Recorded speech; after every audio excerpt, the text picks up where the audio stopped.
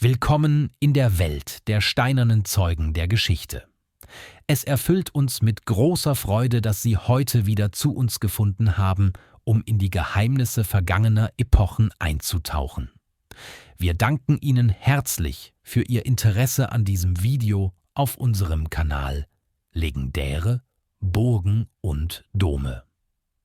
Heute entführen wir Sie an einen Ort, der wie kein anderer die Grenze zwischen Realität und Märchen verwischt.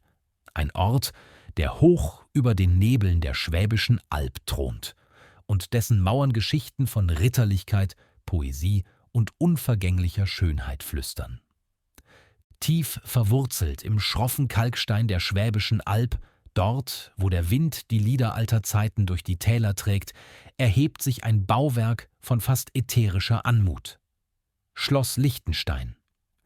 Es steht nicht einfach nur auf einem Felsen. Es scheint aus ihm herauszuwachsen, eine organische Fortsetzung der steilen Klippen über dem Echartstal. Die Geschichte dieses Ortes beginnt lange vor dem prachtvollen Bau, den wir heute bewundern. Bereits um das Jahr 1100 existierte hier, nahe dem heutigen Schloss Liechtenstein-Honau, eine Festung der Herren von Liechtenstein. Doch der Weg zu der heutigen Pracht war steinig und von Konflikten geprägt.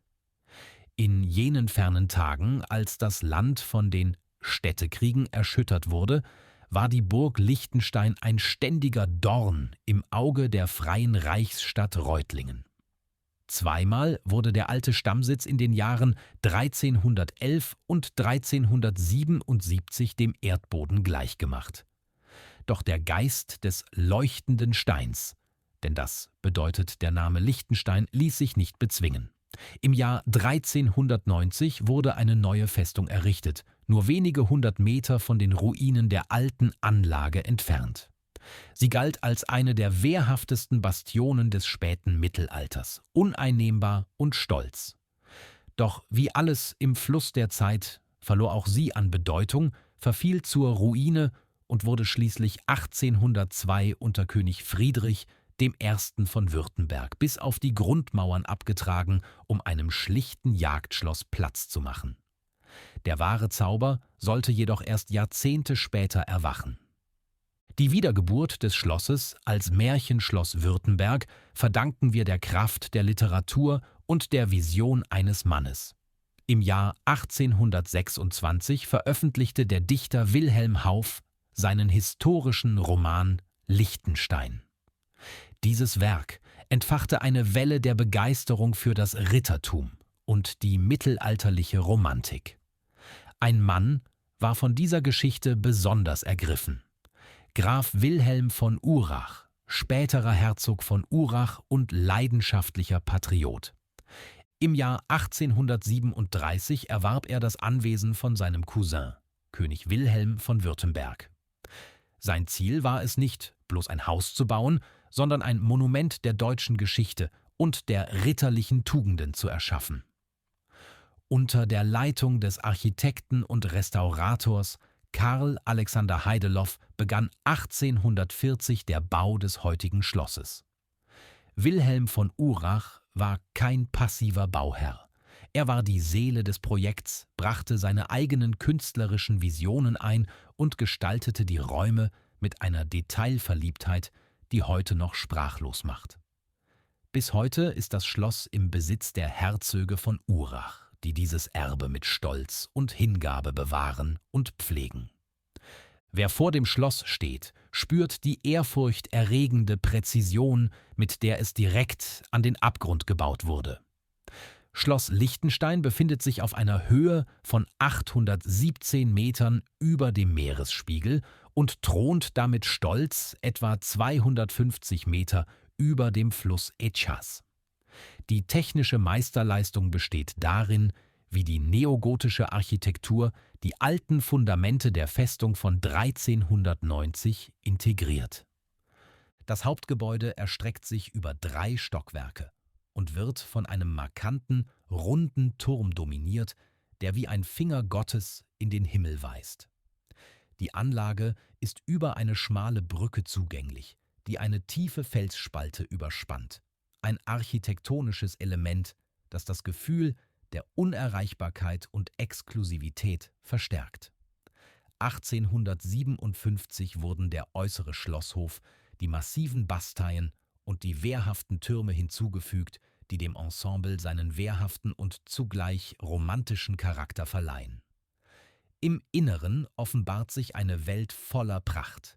Der Rittersaal, die Schlosskapelle mit ihren kostbaren Glasmalereien und die umfangreiche Waffensammlung zeugen von der handwerklichen Genialität des 19.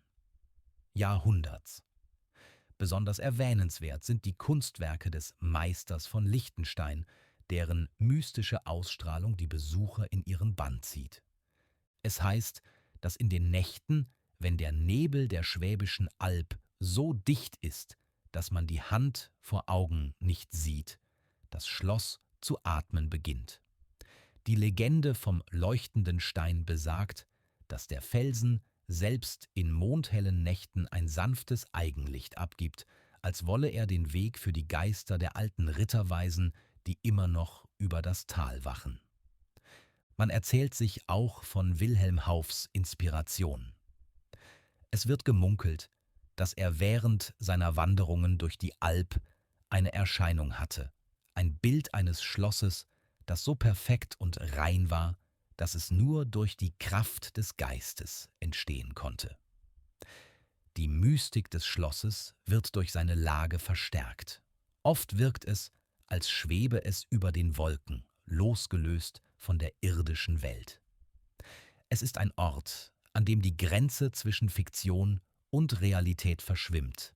Ein steinernes Gedicht, das die Sehnsucht nach einer idealisierten Vergangenheit verkörpert.